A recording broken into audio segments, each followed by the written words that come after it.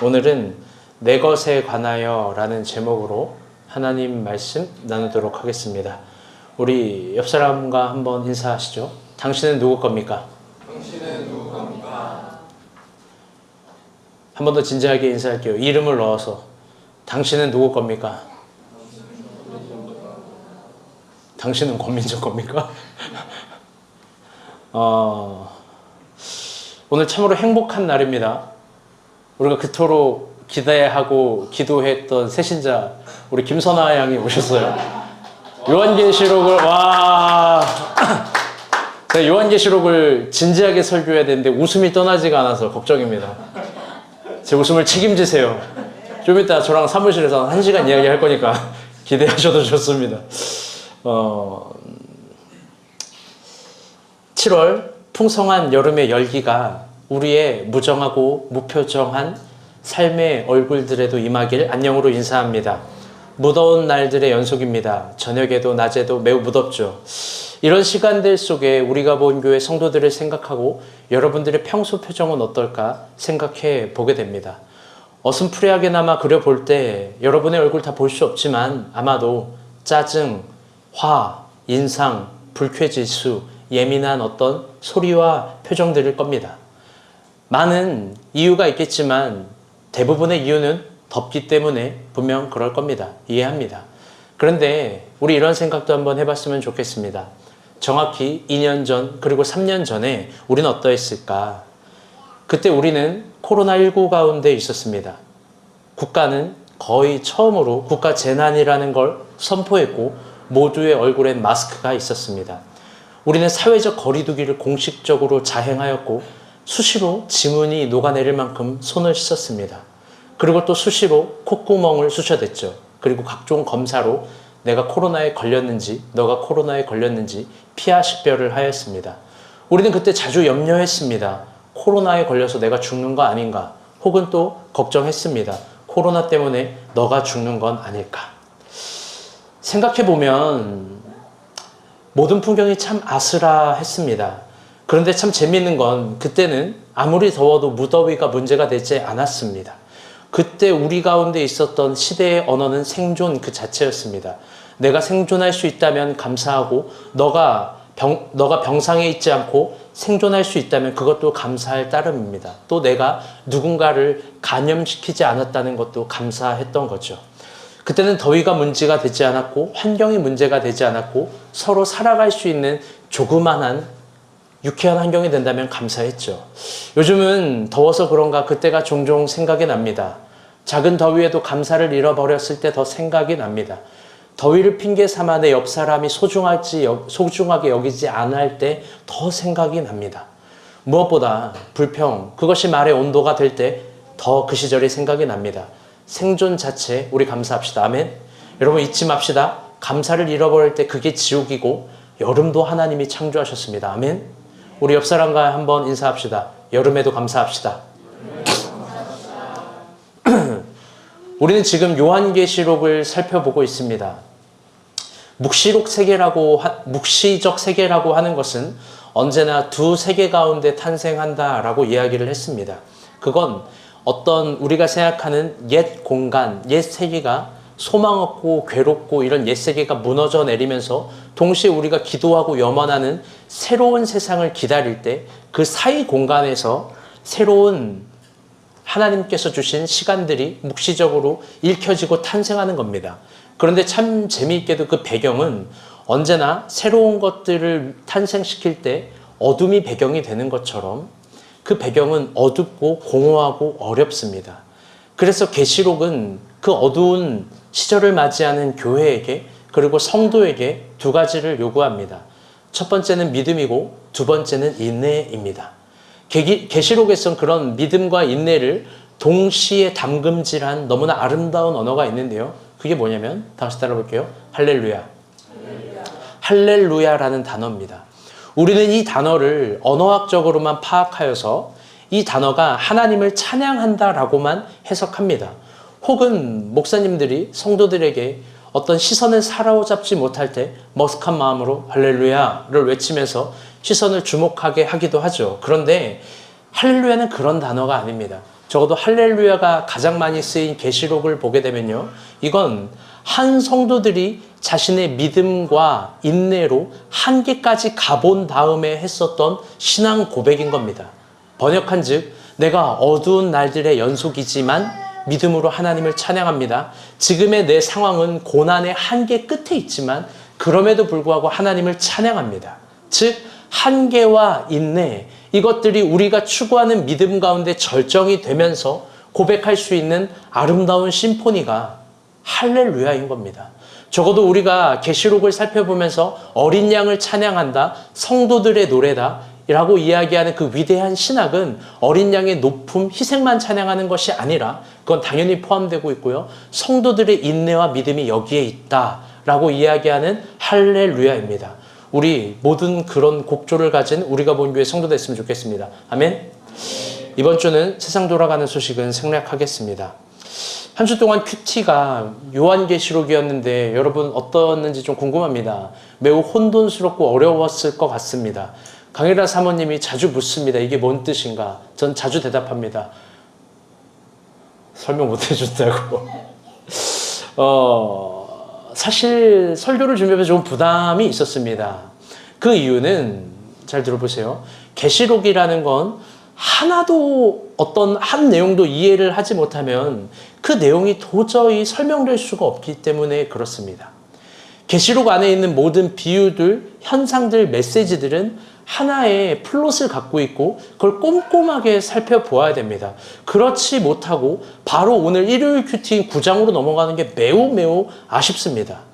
또 오늘 본문인 9장을 이해하기 위해선 7장과 8장에 전제되어 있는 하늘의 광채들과 별들이 어둠을 잃어가는 현상, 그리고 또 성도들의 기도가 대접 위로 올라가고 거기서 흘러내리는 비유들, 그리고 또 일곱 나팔, 그리고 일곱 저주에 대해서도 이야기를 해야 되는데 아무것도 설명하지 못합니다. 그리고 오늘 본문은 그냥 다섯째 천사가 나팔을 부는 그 내용입니다. 보통은 설교할 때 한 내용을 설명하기 위해서 그 전에 있는 큐티 내용을 설명하곤 합니다. 그런데 그 앞의 내용도 너무 방대해서 설명도 불가합니다. 그래서 오늘 설교가 끝이다라는 건 아니고요. 그래서 좀 염려가 된다는 겁니다. 그래서 여러분 아주 오늘 설교는 주의 깊게 들어야 되고, 그리고 또 여러분에게 이야기한 대로 주일 큐티 본문 정도는 정말 심혈을 기울여서 여러분 묵상하고 오시길 바랍니다. 아멘. 어쨌든 그 모든 걸 잘라버리고 하나님께서 은혜를 주시리라 믿고 오늘 본문 설교를 해보도록 합니다. 1절 말씀 읽어보겠습니다. 시작.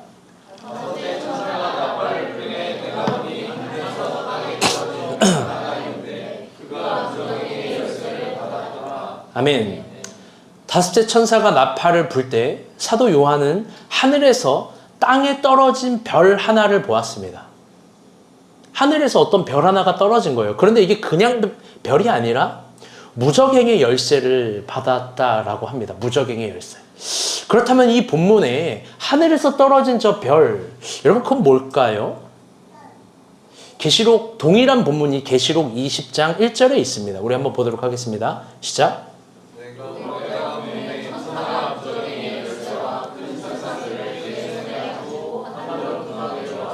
아멘.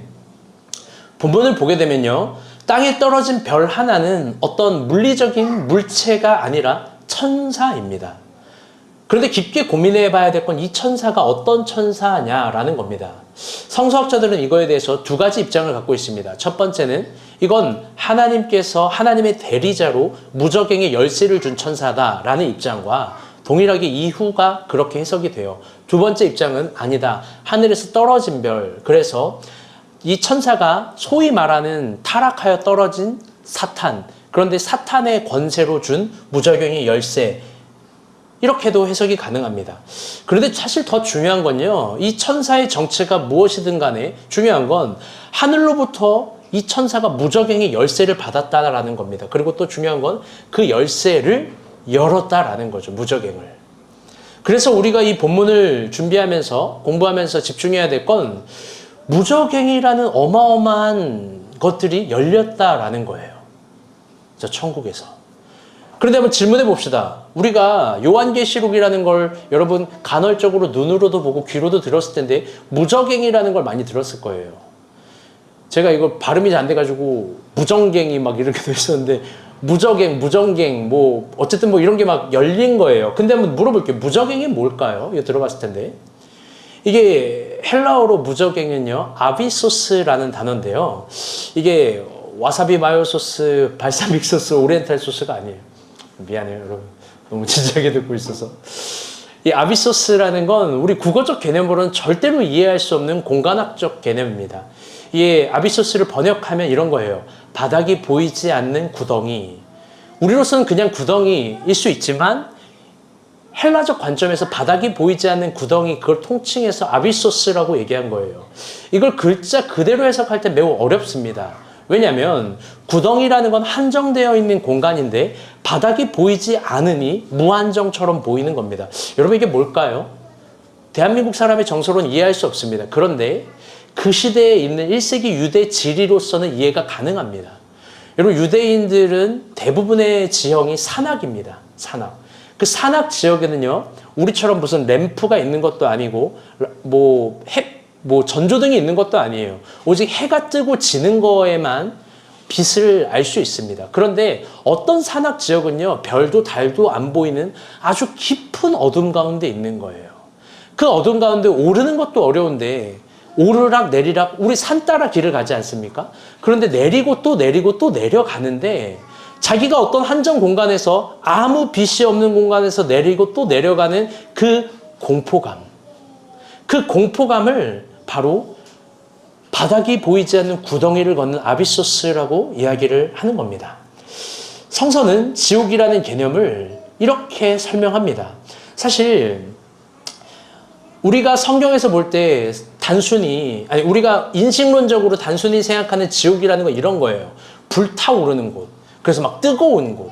근데 신약에서 예수님이 지옥을 그렇게 얘기할 때는 언제나 비유법입니다. 비유법. 그렇게 비유할 때는 또 그 이유가 있는 거고요.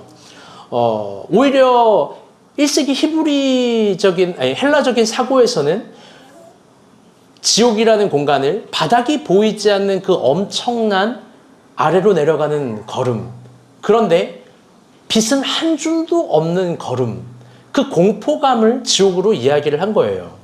그래서 지옥이라는 공간은 성서에서 다양하게 표현하는데요. 게헨나, 하데스, 음부, 무저갱, 타르토타스, 불못, 스올, 이 모든 것들이 다 그런 공간적인 개념인 겁니다. 물론 이 공간적인 지옥이라는 개념도 서로 다른 신학적 이유와 특징이 있습니다. 그런데 한 가지 공통점이 있어요. 그건 방금 이야기하는 빛이 없는 갇혀있는 공간이에요. 여러분 그런 공간에 있어 본 적 있으세요? 여러분? 불을 켰는데 불이 안 켜지고 내 앞에 있는 공간이 어디 있는지도 몰라요. 여러분 눈을 감고 사람이 5분 동안 걸어갈 수 있을 것 같아요? 사람 그렇게 하기 힘들어요. 여러분 근데 한번 반대로 이야기를 해볼게요. 여러분 천국은 그렇다면 어떤 곳일까요? 천국.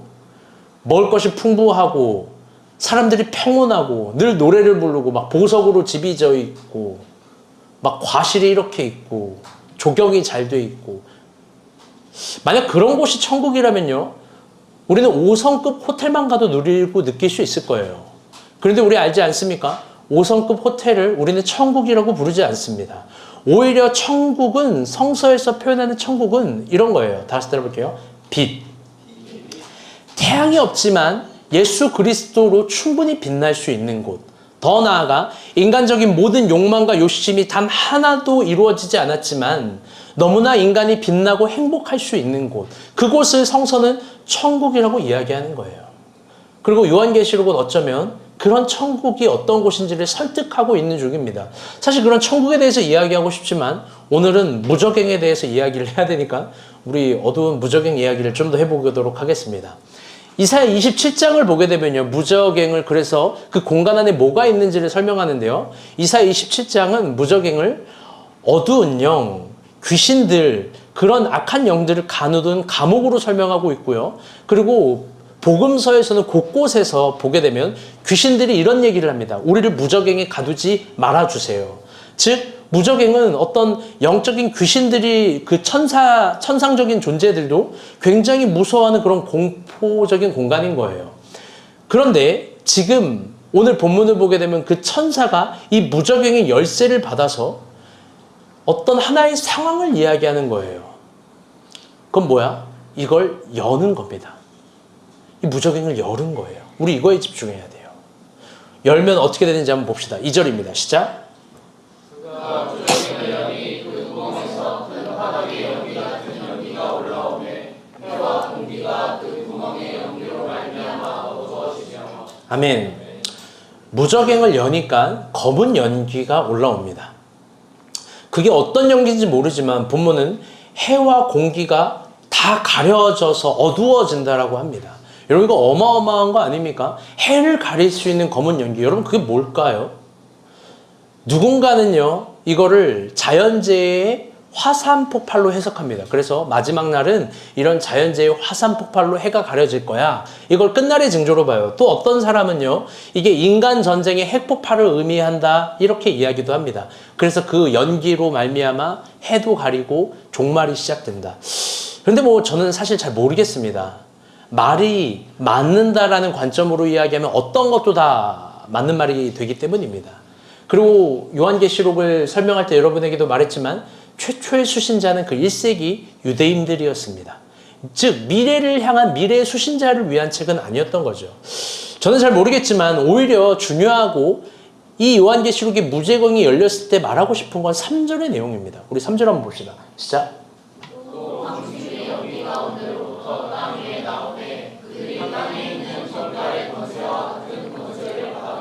아멘. 여러분 잘 보세요. 바닥도 보이지 않는 그 구덩이에서 검은 연기가 올라와서 태양도 가리고 엄청난 공포 가운데 있지 않습니까? 그런데요, 그 연기 속에서 날라온 게 뭐냐면 황충이 날라왔대요. 여기서 황충은요, 황충이라고 번역된 헬라어는 아크라리데스라는 단어인데요. 이게 그냥 일반적으로 메뚜기입니다. 근데 여러분 상상해봐요. 우리 상상력이 뛰어난 민정자매 상상해봐요. 아니 상상해본 간사, 고은비 간사 상상해봐요. 이거 좀 웃기지 않습니까? 어마어마한 어둠, 어마어마한 연기, 어마어마한 것들 탁 했는데 고작 나오는 게 몬스터나 괴물이 아니라 고작 메뚜기입니다. 여러분 메뚜기가 무섭나요? 그리고 본문을 보게 되면요, 메뚜기가 전갈의 권세를 받았대요. 전갈의 권세. 여러분 뭐예요? 이거 무슨 변종 메뚜기입니까? 우리 이 메뚜기의 정체를요 7절에서 10절인데 이걸 공동 번역으로 한번 보도록 하겠습니다. 더 이해가 쉽게. 시작.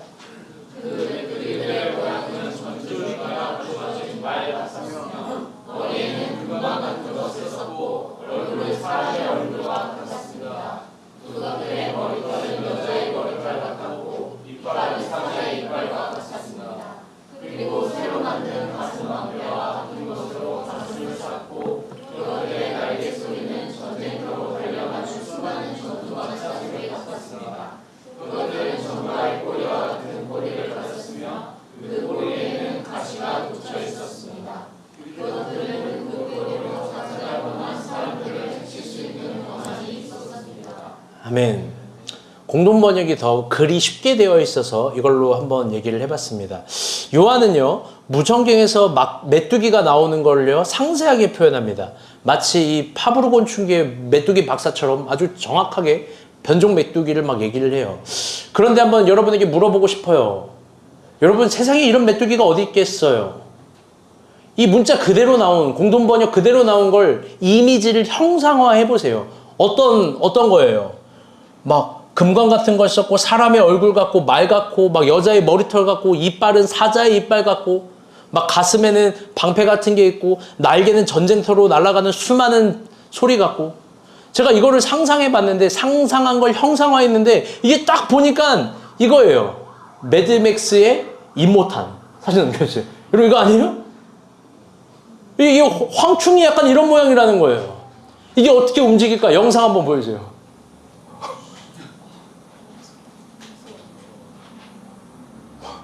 나 웃긴데. 여러분 한번 살펴봅시다. 요한이 말하고자 하는 게 여러분 이런 임모탄일까?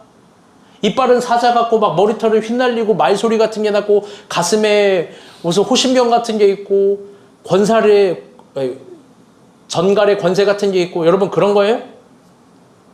여러분 아니에요. 물론 그렇게 형상화할 수 있겠지만 오히려 이 계시록을 쓴 요한의 관점에서 말하고자 하는 건 구약에서 등장한 어둠의 역사, 어둠의 권세, 그걸 이야기하고 싶은 거예요. 왜? 황충이라는 건, 메뚜기라는 건 출애굽기에서 7번째 재앙으로서 완벽한 재앙을 뜻하는 성서의 언어였으니까. 성서의 신학을 요한계시록은 다시 재인용을 하는 겁니다. 그리고 또 하나가 있어요. 요엘서에서 황충이 나타날 때를 이렇게 표현합니다. 크고 두려운 여호와의 날. 여호와가 무언가를 심판을 할 때, 무언가를 정확하게 재앙을 내릴 때 그걸 성서는 메뚜기라는 이미지를 사용하는 겁니다. 즉 요한은 그날에 엄청난 어두운 권세가 등장하는 어떤 날이 있다는 거예요. 여러분 이제부터 중요해요. 그게 뭔지 모르겠는데 그 엄청난 어두운 권세의 날, 그건 우리가 우울하고 기분 안 좋고 뭐가 꼬이고 막히고 이게 안 되고 저게 안 되고 그런 날이 아니라 어마어마한, 누가 봐도 하나님의 심판인 것 같은, 누가 봐도 어두움의 역사 같은 그런 어두움의 상징적인 날이 있다라는 거예요. 우리의 모든 환경, 신념, 신학, 철학 그런 것들이 다 휴지종아리가 되고 파괴될 만큼요. 저는 여러분에게 오늘 설교를 통해서 한번 물어보고 싶습니다. 우리는 교회를 다니면서 어둠의 권세에 대해서 이야기를 많이 듣습니다. 여러분 어둠의 권세가 뭘까요? 이거 막 임모탈 쓰던 막 그런 괴물, 이 특수분장 하시는 여러분 그런 사람이 막 이렇게 이름 뭐지? 지원이 옆에서 여러분 이게 어둠의 권세일까요? 막 윤희 옆에서 막 레드데빌스 같은 사람이 막 축구하지 막 이런 게 어둠의 권세예요. 여러분 제가 얼마나 지금 노력하고 있는지 모르죠? 나 현타 와요 이거 영상에서 보면은. 여러분 이런 게 어둠의 권세예요? 또 한번 물어보고 싶어요. 잘 들어봐요. 여러분 어둠의 권세라는 표현을 쉽게 쓰는데 내가 어둠의 권세 가운데 있는 것 같아. 그러면 한번 이런 얘기도 해보고 싶어요. 그런 어둠의 권세로 인해서 여러분의 환경, 신앙, 신학, 철학 이게 다 파괴될 만큼 진짜 어두운 날을 한번 경험해 본 적 있어요? 물론 개인사는 있겠죠. 어느 정도 성인이 돼서 나이가 차면 한 30대가 되고 40대가 되면요. 더 이상 자신의 감정과 진로에 대해서 고민하지 않아요. 그 고민을 무시하는 게 아니라 현실은 더 날카롭고 냉정하니까요. 어떤 걸 고민하냐? 대부분의 사람들은 돈을 고민해요. 자신의 감정과 진로가 아니라 그걸 무시하는 게 아니라 그건 두 번째, 세 번째가 되는 거예요. 오늘 내가 벌어야 될 돈과 오늘 내가 메꿔야 될 돈이라는 걸 고민하는 거예요. 대부분은 돈이 없어서 고생합니다. 대부분은 돈이 없어서 우울하고 대부분은 돈이 없어서 괴로워합니다. 그래서 그 돈 때문에 환경도 신념도 신학도 철학도 막 휴지종아리처럼 구겨버리고 막 팔아먹기도 하죠. 여러분 근데 한번 물어볼게요. 그렇게 돈 때문에 다 팔아먹고 하나님 앞에 섰어요. 하나님 뭐라 그럴까요? 이 도둑 자매, 이 도둑 형제, 이 도둑 것들아, 나쁜 것들아, 여러분 이럴까요? 저는 안 그럴 것 같아요. 저는 오히려 하나님이 돈 때문에 여러분이 그렇다면, 보편적인 돈 때문에 그렇다면 이럴 것 같아요. 너 많이 힘들었구나. 돈을 못 벌어서 많이 지쳤지, 괴로웠지, 힘들었지. 그렇게 순종하게 그랬냐? 그러면서 오히려 용기를 주고 위로를 해주고 돈이라는 게 아무것도 아니라는 걸 주께서 일깨워 주실 것 같아요. 하나님 그러실 것 같아요. 돈을 못 벌어서 책망을 한다 그러지 않을 거예요. 돈을 못 버는 거랑 게으른 거랑 달라요, 여러분. 돈을 못 버는 거랑 악한 거랑은 다른 거예요. 그런데 요한계시록은 이런 것과 비교될 수 없는 어둠의 권세라는 게 현존한다는 거예요. 그게 황충같이 전갈같이 완벽한 재앙으로 이루어지는 현상이 있어요. 그게 뭐냐? 이건 요한계시록의 신학 전체를 살펴봐야 되는데요. 한마디로 이야기하면 이거예요. 다 같이 따라볼게요. 너무 슬픈 말인데. 하나님 없음. 이게 무신론이 아니에요. 난 하나님을 안 믿을 거야. 난 무신론자야. 신이 어딨어? 내 주먹을 믿어야지. 내 생각을 믿어야지. 내 이성을 믿어야지. 이런 유치한 차원으로 소급되는 것이 아니라 하나님 없음은 도저히 하나님이 안 만나주시는 거예요. 계시록의 신학에서는 그게 어둠의 권세래요. 정리하면 돈 없고 힘 없고 환경이 어렵고 어둠의 권세가 그런 게 어둠의 권세가 아니라 하나님을 찾고 싶은 마음 자체가 없고 하나님을 찾아도 하나님을 못 만나는 거예요. 여러분 사복음서를 보면서 예수님을 사랑의 예수님이라고 시스템화해서 성경을 읽지 마요. 그분이 비유할 때 하나님에 대해서 이런 얘기를 해요. 슬피 울며 이를 가는 날이 올 거야.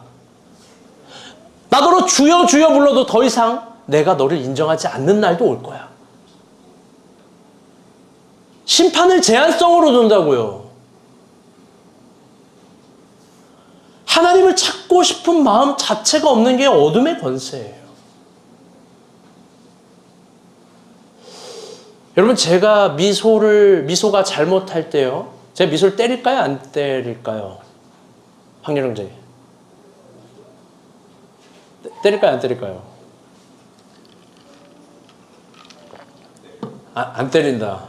안 때리시는군요. 안 때려요. 왜 때려요? 매가 언어가 되면 안 되죠. 제가 느느이 부모님에게 얘기해요. 말하고 알려주고 일러줘요. 그런데 무조건 말하지도 않고 알려주지도 않고 일러주지도 않고 매부터 되는 한 가지 경우가 있어요. 그건 미소가 거짓말할 때예요. 거짓말할 때는 그냥 바로 때려요. 왜? 거짓말은 인격이 되고 습관이 돼요. 뇌가 늘 누누이 뇌과학으로 이야기하지만 거짓말을 하는 사람의 뇌는 모든 상황에서 거짓말을 해야 되는 뇌로 풀이가 돼요. 희한하죠, 뇌가. 그런데 정직하게 말하려고 하고 문제를 풀어가려고 하는 사람은 상황이 이해되지 않아도 그 상황의 정직함과 솔직함을 말하려고 해요. 제가 그래서 어떤 관점에서 임 간사님을 정말 존경해요. 진심이에요. 거짓말을 안 해요. 못했어요. 까먹었어요. 가끔 현타가 와요. 맨날 왜 까먹을까? 맨날 말 잃어버려. 우리 간사들 다른 사람 웃지? 다 똑같아. 다 똑같다고. 어쨌든 중요한 건요. 그럴 땐 미소를 때려요. 매를 대요. 때리고 그러면 미소 반응이 뭘까? 단순해요. 아빠 잘못했어요. 막 울어요.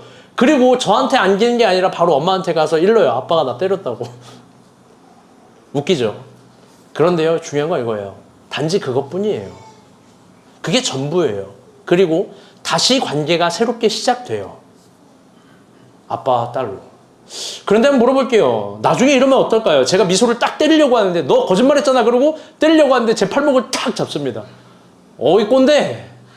이제 그만 좀 때리죠. 나 아빠 없이도 살 수 있어요. 나 차라리 아빠가 없는 게 행복해. 그러면서 막 가출을 해요. 여러분 이거 독립이 아니죠. 가출이죠. 그런데 그런 가출한 아이가 행복할까요? 여러분 결과가 뻔해요. 결국 최악이에요. 수많은 청소년 사역을 직간접적으로 하면서 진리에 가까운 사실 하나를 발견했어요. 그건 뭐냐? 가정이 없으면 아이는 망가지는 거예요. 그럼 반대로 가정이 서면 망가진 아이도 회복되는 거예요. 그래서 어떤 의미에서 컴백홈은 진리고 서태지와 아이들은 예언자가 아닐까. 죄송해요. 여러분 근데 이게 이상한 비유인데요. 이상한 비유가 아니라요. 잘 들어보세요. 여러분도 하나님 앞에 잘못한 게 있죠? 왜 없겠습니까? 여러분 그런데요. 잘못할 때마다 하나님을 찾을 수 있어요. 회개할 수 있어요. 잘못된 태도, 잘못된 언행, 습관 다 고칠 수 있어요. 왜? 누구든지 나오면 용서해 주시니까 컴백홈 할 수 있죠. 단지 그것뿐이에요. 그게 전부일 거예요. 그리고 다시 하나님과의 새로운 관계가 시작돼요. 그러면 살아요. 그런데 계시록을 보면요. 어떤 날은 아무리 하나님을 찾아도 더 이상 찾을 수 없는 날이 있대요. 그게 공포스러운 날이에요. 모르겠어요. 한국교회에서 이런 설교를 하면 외면당할 수도 있겠어요. 여러분 그런데 여러분이 찾을 때 언제나 하나님이 두 손 두 팔 다 들을 거라는 생각 하지 마요. 하지 말라고요. 그게 이 세상에서 가장 무서운 공포예요. 그날 여러분은 초라한 논리를 이렇게 말할 수 있어요. 아니 어떻게 사랑의 하나님이 나한테 이럴 수 있어요? 사랑의 하나님이라면 내가 오면 언제든지 받아주고 기회도 주고 또 새롭게 해야죠. 아니요. 하나님은 여러분에게 충분한 기회를 주셨을 거고 충분한 은혜들을 주셨을 거고 충분한 사랑도 주셨을 거예요. 그런데 그걸 매번 외면한 게 여러분이겠죠. 그렇기 때문에 우리의 초라한 논리가 안 통하는 날이 있어요. 잊지 마세요. 그분의 사랑은 무제한이지만 그분이 우리에게 준 시간은 제한적이에요. 아까도 이야기했지만 복음서에서 종종 등장하는 슬피 울며 일을 가는 날, 한 달란트 받은 사람을 책망하는 날, 10처녀가 있지만 그 중에 5, 그들은 천국 가운데 들어오지 못하는 날, 여러분 그런 날이 있다라는 거예요. 이걸 경고의 메시지로 들어야 돼요. 그러니 사랑하는 여러분에게 진심으로 권면합니다. 여러분, 하나님을 찾을 만할 때 찾는 거예요.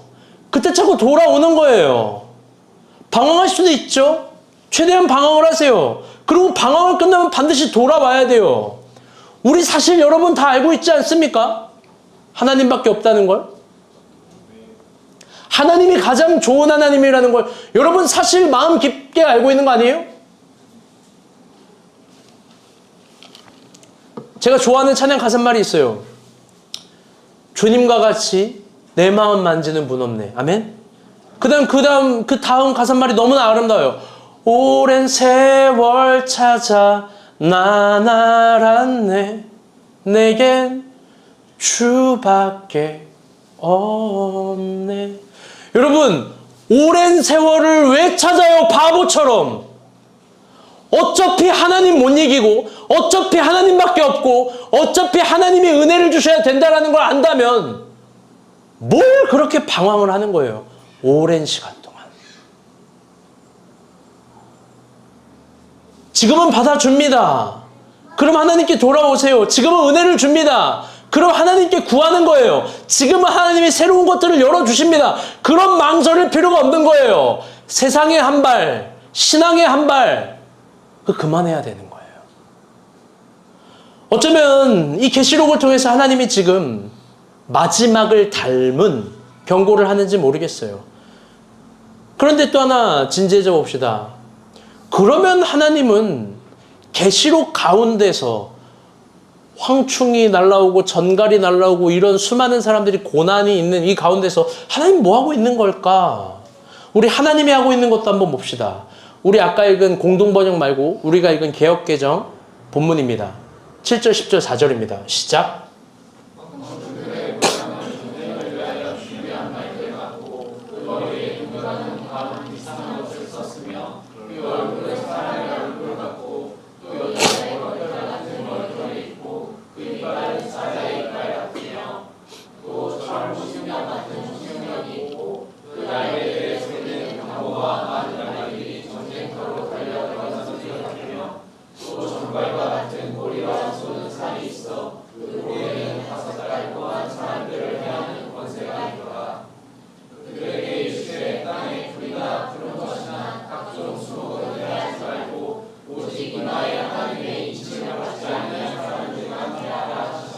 아멘. 사실 저는 이 4절 말씀을 보면 막 울컥울컥해요. 이게 사실 너무나 감동적인 말인데요. 제가 읽어드릴게요. 오직 이마에 하나님의 인침을 받지 않은 사람만 해하라 하시더라. 하나님의 어둠의 권세, 무전경을 열었는데 또 제한하시는 거예요. 하나님이 인침을 받지 않은 사람만 건드리라는 거예요. 하나님의 인침을 받은 사람은 건드리지 말라는 거예요. 너무나 슬픈 말이죠. 하나님의 인침을 받지 않은 사람은 어둠의 권세를 허용하는 거죠. 마치 출애굽의 6월절처럼. 그런데 여러분, 이 말을 오해해서는 안 돼요. 어떤 거냐? 그럼 하나님께 인침을 받은 사람에겐 아무런 고통도 없고 고난도 없고 슬픔도 없다라는 말이 아닙니다. 또 희극적으로 모든 상황이 좋아질 거라는 말이 아닙니다. 기독교는 우리 종교를 믿기만 하면 병도 고쳐지고 사업도 성공하고 보장된다라는 혹세무민하는 종교가 아니에요. 오히려 위대한 신앙은 냉엄한 현실을 그대로 직시하고 거기서 주의 뜻을 구하는 거죠. 그리고 거기서 우리의 예상과 기대를 넘어선 진리의 발걸음을 추구하는 거죠. 그러니 신앙생활에 있어서 진짜 중요한 진실, 신앙의 세계에 있어서 정말 중요한 세계관은 이겁니다. 그건 이 엄정한 세상 속에서 황충과 전갈 같은 위협과 공포 속에서 우리 가슴에 손을 대볼게요. 나 내가요, 인침을 받았다는 거예요. 이게 위대한 신앙의 세계관인 거예요. 고대 근동에서요, 인치심을 받았다라는 건 소유권을 뜻해요. 고대 근동에서 한 나라의 경계, 한 나라의 소유권을 확증할 때는 확증했었던 방법이 있어요. 어떤 중요한 표식이 있는데 그건 뭐냐면 왕의 형상. 그 한 나라를 다스리는 왕 있지 않습니까? 그거를 돌에 새기고 나무에 새겨서 각 나라 경계 끝에 세워둔 거예요. 그리고 그 안에 있는 건 이 왕의 것이다라는 거죠. 그게 다 왕의 소유라는 거예요. 여러분, 그래서요, 창세기 1장이 너무너무나 아름답습니다. 창세기 1장 26절부터 28절 봅시다. 시작.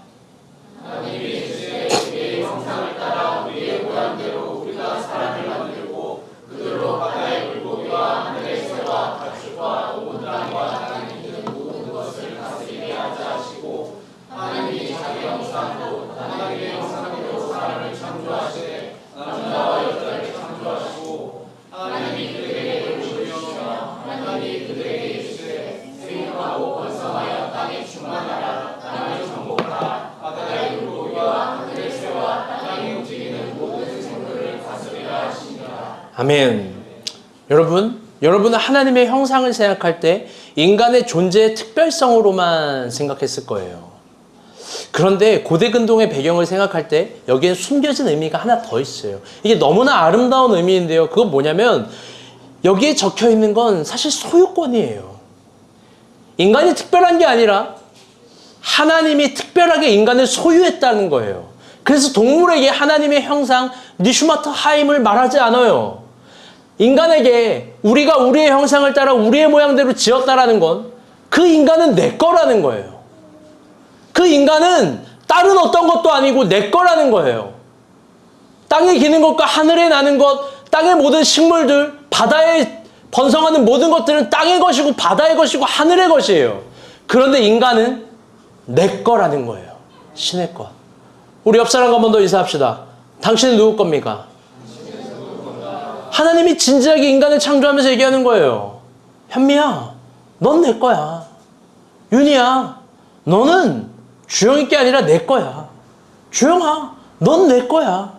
용식이, 너도 내 거고. 니네는 어떤 것이 아니라 내 거인 내 것들이야. 그리고 그들에게 왕의 수요식처럼 전권을 물려주는 거죠. 진짜 아들처럼. 복을 주게 다스리고 다스려라, 다스리고 다스려라. 여러분, 물어보고 싶습니다. 여러분, 사랑은 해보셨나요? 사랑해봤어요? 사랑에는요, 아주 무서운 특징이 있어요. 어마어마한 무서운 특징이에요. 그게 뭐냐? 수백 명이 있는 백화점에서도 내 사랑만 보여요. 여러분, 그거 경험해보지 못했으면 아직 사랑이 아니에요. 제 주중에 지원 간 사랑, 주영 자매랑 저랑 밥을 먹는데 서로 배틀이 떴어요. 당신은 몇 명을 연애해봤냐? 주영 자매가 초등학교 때부터 짧게 만난 것까지 하면 윤희 귀 닫아봐. 한 20명 만났대요. 한 20명. 진짜 사랑은 몇 명인지 내가 모르겠어. 지연이 몇 명일까요? 용식이 표정이 어두워지는데. 여러분, 근데 그건 사랑인지 아닌지 모르겠지만 내가 위대한 사랑의 한 특징을 알고 있어요. 그건 뭐냐? 수백 명이 있는 백화점에서도 내 사랑만 보여요. 수천 명이 있는 경기장에서도 내 사랑만 보여요. 내 사랑이 울고 있는지 웃고 있는지 화나 있는지 어디 서운한 거 있는지 그것만 보여요. 함성이 들려도 내 사랑 소리만 들리는 거예요. 모두가 웃고 있어도 내 사랑의 표정만 보이는 거예요. 그가 뭐가 필요한지 아쉬운 건 없는지 그것만 보이는 게 사랑이에요. 오늘 미소 얘기를 많이 하는데 미소 얘기 좀 해볼게요. 제가 어린이집 가면요, 애기들이 다 있잖아요. 미안한데요, 애기들 30명이 다 똑같이 보여요. 정말 다 똑같이 보여요. 미소 빼고. 옷 입는 스타일도 머리핀도 머리를 묶는 것도 심지어 남자도 여자도 저는 그냥 다 아이들로 보여요. 미소는 내 딸로 보이죠. 미소니까. 예전에도 했던 얘기인데요. 저는 아빠가 되고 나서 충격적인 깨달음을 얻었어요. 아빠가 이렇게 좋은 건지 몰랐어요. 예전에도 말했죠. 저는 아빠가 이렇게 좋은 존재인지 몰랐어요. 길거리를 가다가 저랑 미소랑 손잡고 가고 있는데 오토바이가 쌩 하고 달려오는 거예요. 저도 모르게 미소를 안고 쫙 웅크려 앉았어요. 오토바이가 나를 받았으면 좋겠어서. 이게 본능적으로 나오는 게 너무 신기한 거예요. 여러분 어떨 것 같아요? 오토바이 나오면 아 애기야 너 다치고 난 도망가야지 이럴 것 같아요? 그러고 나서 미소가 했던 대답이 기억나요. 저를 딱 치면서 놀랬잖아. 왜 날 꽉 하나? 여러분 저는 몰랐어요. 아빠가 이렇게 좋은 줄. 아빠가 빨리 돌아가셔서 몰랐어요. 아빠가 이렇게 나만 바라보는 줄. 아빠가 이렇게 나만 생각하는 줄 몰랐어요. 특별히 우리 딸들아 잘 듣거라. 아빠들에게 잘하세요. 지원 가서 아빠한테 한 달에 한 번 연락해요? 용식 형제 잘 들었다가 내가 알기로 6달에 한 번도 안 하는 걸로 알고 있는데 잘하세요. 그런데요 여러분 하나님이 그런 환난의 시간에 이 세상의 엄청난 고난의 어두운 시간에 나만 본대요. 하나님이 나만 지킨대요. 음부에서 모든 걸 상징하는 모든 죽음을 상징하는 황충이 나와도 모든 고난을 상징하는 전갈이 나와도 심지어 전쟁을 준비하는 털이 있고 날개가 있고 철호심경이 있는 매드맥스 같은 존재가 있어도 하나님은 나를 지킨대요. 하나님은 나를 지킨대요.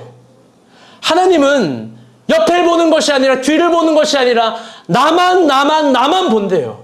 사랑은 여기 있으니 우리가 하나님을 사랑한 것이 아니오 하나님이 우리를 사랑하사 우리의 죄를 속하기 위해서 화목제로 그 아들을 우리에게 보내셨습니다. 아멘. 아멘. 제가 아는 이성영 목사가 이런 비유를 했어요. 마틴 루터 얘기를 했는데요. 하나님의 사랑에 대해서 이런 말을 했어요. 예수 그리스도의 십자가를 이렇게 해석해요. 그날 골고다에서 하나님과 하나님이 싸웠다. 루터가 십자가를 이렇게 해석한 거예요. 잘 봐요. 우리의 죄를 벌하기 원하시는 하나님과 우리의 죄를 용서하기를 원하시는 하나님이 서로 부딪히시면서 싸운 거예요. 그게 뭐냐? 십자가예요. 루터는 십자가를 하나님과 하나님의 싸움터라고 이야기한 거예요. 여러분 근데 그러면서 나온 게 뭡니까? 그러면서 나온 현상이 뭡니까? 그건 어떤 하나님이 이겼냐 어떤 하나님이 졌냐가 아니라 하나님의 아픔이에요. 하나님의 아픔. 하나님이 전능하기 때문에 하나님이 위대하기 때문에 손쉽게 십자가를 진 게 아니에요. 하나님이 멋진 척 하려고 인간에게 존경을 받으려고 무슨 나르시스적인 죽음을 한 게 아니에요. 주님도 십자가를 감당하기에는 너무너무나 힘들었던 거예요. 우리는 십자가가 지기 전 하나님과 하나님의 싸움을 알고 있어요. 이런 거 아닙니까? 나의 하나님 어찌하여 나를 버리셨습니까? 나의 하나님 어찌하여 나를 버리셨습니까? 여러분 깊게 생각해 봅시다. 하나님이 왜 하나님을 버려요? 하나님이 왜 하나님과 싸웁니까? 여러분 단순하죠? 나를 보호하기 위해서, 나를 지키기 위해서, 나를 살리기 위해서, 나에게 또 다른 새로운 세계를 보여주기 위해서, 부활이라는 놀라운 세계를 알려주기 위해서. 여러분, 그러니 한번 진지하게 이야기해 봅니다. 삶이 완전히 무너진 분이 있다면 너무나 단순한 진리를 이야기해 봅니다. 주 예수께로 나오세요. 아멘.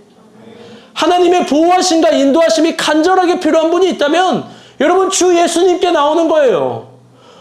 내가 힘이 없고 괴롭고 소망이 필요한 분들 여러분 단순합니다. 우리 주 예수께로 나오는 겁니다. 여러분 안심할 이유가 여기 있는 거예요. 주님이 우리를 죽기까지 사랑하셨어요.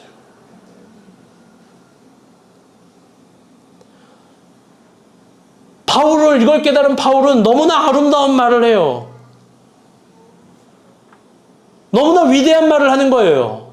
내가 확신하노니 사망이나 생명이나 천사들이나 권세자들이나 현재일이나 장래일이나 높음이나 깊음이나 어떤 피조물이라도 우리를 우리 주 그리스도 예수 안에 있는 하나님의 사랑에서 끊을 수 없다. 아멘.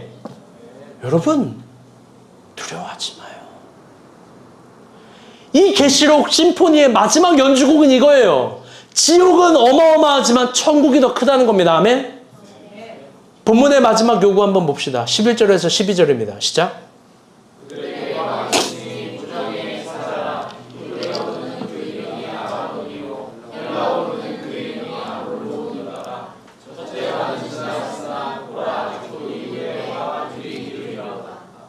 아멘. 사실 계시록의 이 내용만 설명해 주고 싶었어요. 이 내용만 본문으로 설명해 주고 싶었는데 아무리 노력을 해도 제가 이 설교 시간에 이걸 설명할 시간이 없어요. 그러나 간헐적인 한마디는 이야기할 수 있습니다.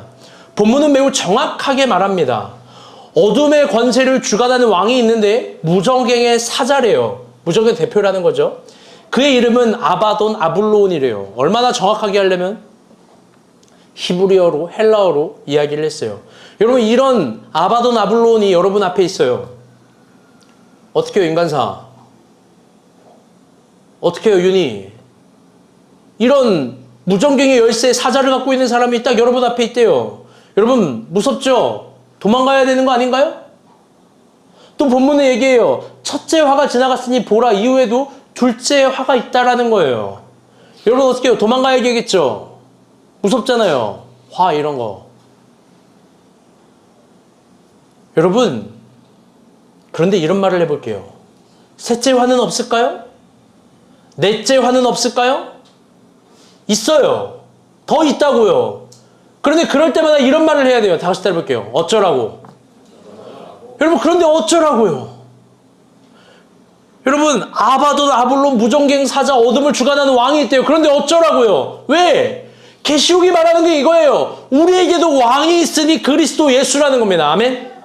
여러분 우리에게도 첫째 복이 있고 둘째 복이 있고 셋째 은혜가 있고 넷째 은혜가 있습니다. 아멘? 천국은 그런 곳이라는 거예요. 여러분 그러니까 주저할 필요가 없습니다. 망설일 필요가 없습니다. 잘 들어봐요. 그렇기 때문에 사망을 핑계로 어둠의 권세를 핑계로 도망간다면 그건 진짜 패배자인 거예요. 메뚜기 고난이 두렵고 전갈의 고통이 무서워서 하나님을 안 믿겠다고 하나님 뜻대로 안 살겠다고 도망가면요. 여러분 그건 진짜 패배자예요. 계시록을 보면 하나님이 시간을 뚫고 우리 가운데로 옵니다. 그런데 앞날과 미래라는 게 염려되고 두려워서 오늘 신앙을 버린다? 여러분 그건 진짜 패배자인 거예요. 왜? 하나님을 안 믿는 거니까. 여러분 은혜가 약할까요? 여러분 진짜 은혜가 약한가요? 하나님이 지금까지 우리를 도운 건 우연인가요? 여러분 보이지 않겠지만 은혜는 하나님의 시선에서 보이는 가장 강력한 선입니다. 아멘? 여러분 섭리라는 건 보이지 않겠지만 하나님 편에서 가장 즐겨 사용하는 확실한 방법입니다. 하나님은 땅 이 끝에서부터 저 끝까지 우리 가운데 은혜와 섭리를 베푸십니다. 아멘? 여러분 그러니 은혜가 가장 세고 섭리가 가장 정확하다라는 걸 하나님의 인도하심이 가장 분명하다라는 걸 여러분 잊지 마세요.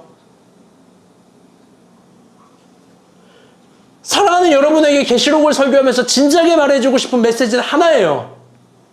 예수를 믿으려면 어설프게 믿지 마요. 너무나 확실한 그 예수를 믿으려면 내 목숨 걸고 믿는 거예요. 어설프게 믿지 마요. 어설프게 이렇게 했다 하나님이 은혜 주시겠지? 어설프게 조금 기도하다가 이거 되겠지? 여러분 한 가정도 그렇게 못 지키고 한 사람도 그렇게 못 지키고 내가 걸어가는 길도 그렇게 추구해서 갈 수 없어요. 하물며 전 존재를 믿는 믿음은 어찌하겠습니까? 사랑하는 여러분, 하나님 믿으실 만한 분이거든요. 진짜 하나님이거든요. 계시록에서 선명하게 이야기하는 건 우리에게도 우리 주 예수 그리스도가 있다라는 겁니다. 그분이 우리의 왕입니다. 아멘? 그러니 그분을 진짜 믿읍시다. 오늘 설교 제목은 나에 관하여입니다. 오늘 계시록은 계시록의 환란 중에서도 우리가 누구 건지를 분명하게 해주시는 거예요. 우리 하나님 거예요. 아멘? 그런데 하나님 거인 우리 한번 이렇게 얘기를 해봅시다. 내 것에 관하여. 나는 뭘 가지고 있는 건가? 나는 어떤 걸 소유하고 있는 건가? 난 뭘 바라보고 있는 건가?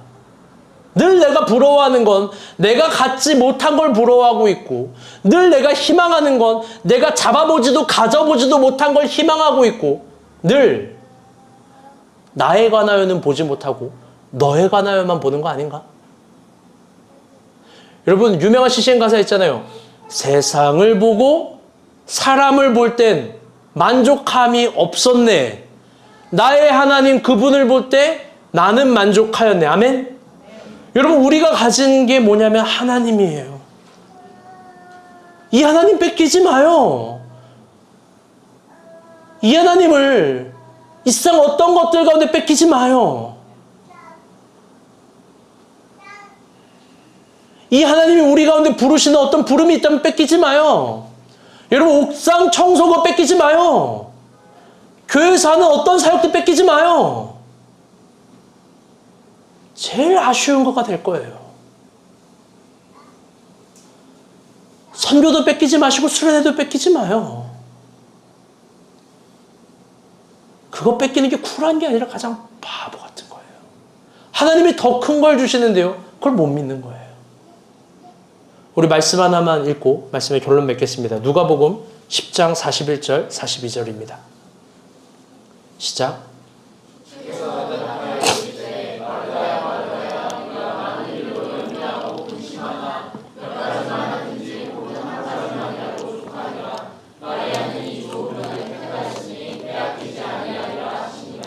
아멘. 말씀의 결론을 맺도록 하겠습니다.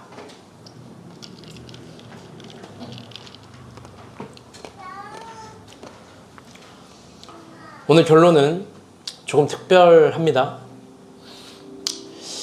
여러분이 갖고 있는 건 하나님일 거예요. 그게 가장 위대하고 놀라운 진실이에요. 그리고 우리가 하나님께 인침을 받았다라는 것. 오늘 여러분이 가진 소중하고 대단한 하나님을 만나고 그 하나님의 것들을 사용하는 법을 알려드릴게요. 그건 뭐냐면, 다 같이 따라볼게요. 천산기도. 천산기도예요. 오늘 결론 매우 진지해요. 여러분, 이 천산기도예요. 천산기도. 이런 말 할게요. 여러분, 좋은 말로 할 때 기도해야 되는 거예요. 왜? 항상 부러지고 부셔지고 찢어지고 너덜해지면 생존하려고 기도해요. 살려주세요, 살려주세요, 살려주세요. 물론 그거 기도죠. 근데 주님이 그 지경 되기 전에 다른 걸 구하면서 하나님 나라를 확장하는 기도하고 싶어 하지 않았겠습니까? 어차피 하나님이 사랑하는 사람에게 고난을 주실 거예요. 기도 안 하면. 기도하라고. 제가 그냥 이게 6월달 봤어요. 딱 2명이 기도를 제일 많이 했어요. 강혜라, 박주영. 6월 26일 선화를 기다려요. 6월 23일 박주영, 무리하게 무모하게 살고 싶어요. 선화를 기다렸는데 선화가 왔어요. 할렐루야. 너무 아름다워요. 6월 13일 고은비, 허연희 권사님 건강.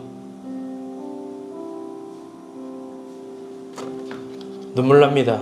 제목 보면. 고귀한 진실, 단순한 진리 말해드릴게요. 잘 들어봐요. 이게 결론이에요. 여러분, 왜 이 세상 살아가는데 좌절스럽지 않겠습니까? 좌절스럽죠. 해도 안 되고 안 하면 더 안 되니까. 윤희가 지난주 직장을 취업했는데 잘하고 있는지 너무 궁금했어요. 한 주 동안. 넌 또 어떤 마음을 느꼈는지 보고 싶어요. 여러분들 잘 들어봐요. 좌절스러운데 진리예요. 좌절하지 말고 기도해요. 여러분, 막막하잖아요.